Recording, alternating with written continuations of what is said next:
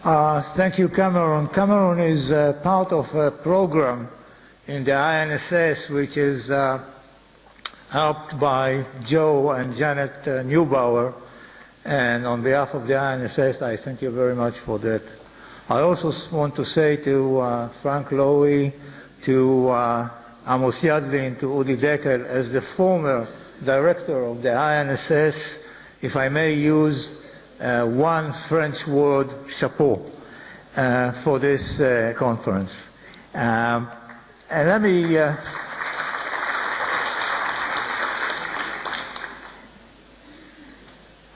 this is a session of numbers and sometimes contradictory numbers, and I would not deviate from my the road that my predecessors on the podium took.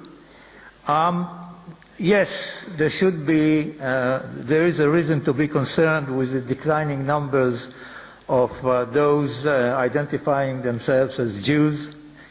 But on the other end, if you look at the American Jewish involvement in Israeli advocacy, it remains very high, if not rising. The American Israeli Public Affairs Committee, otherwise known as AIPAC, which is the most influential pro-Israeli lobbying group, boasts of well over 100,000 activists, with branches in all the major U.S. urban centers, an annual budget of well over $80 million, and an annual conference which has attended, and I was privileged to be one of them, more than 13,000 participants. At the same time, J Street, which is just 6 years old and also defines itself as a pro-Israeli organization, claims 177,000 online supporters. Several thousands of them are students.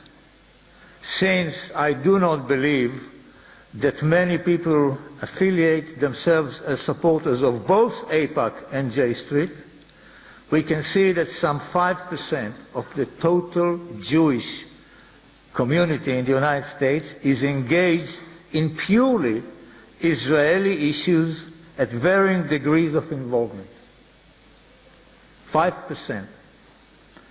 Looking, and I say it with emphasis on being very high figure, looking at other organizations for whom Israel is an important part of their broader mission or agenda, we can see, for example, Hadassah, with more than 300,000 members. 300,000 members.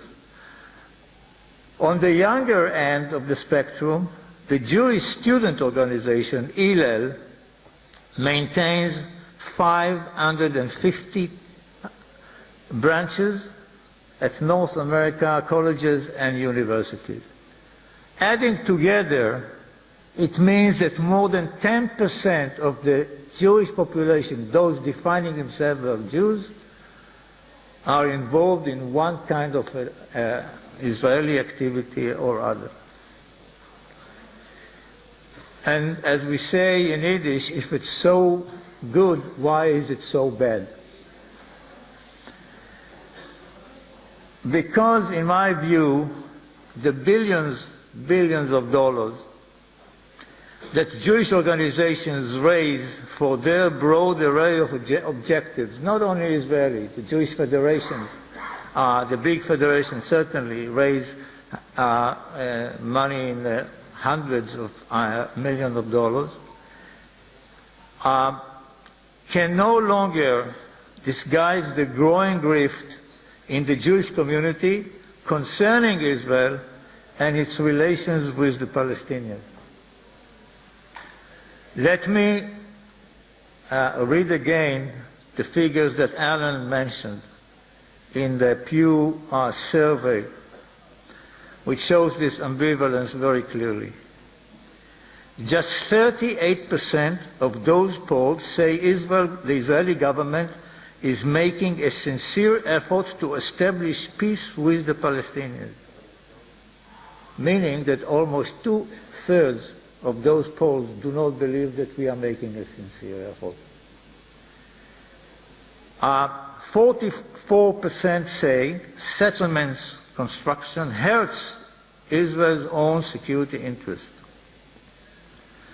What concerns me even more, and I read the local US press, is the schism, the split in Hillel branches, in the young generations over all these issues. Day by day, there are reports from this branch or another on the campuses in the United States where Jewish students battle with Jewish students verbally, and on the single issue, which is Israel and its attitude to the Palestinians. And my conclusion is that we should not be confused by the figures that I mentioned or by the Pew report or survey data. We should start to factor in that our decisions or indecisions on the Israeli-Palestinian issue have a corrosive effect on the attitude of the other half of the Jewish people, and especially the young generation there living in the United States.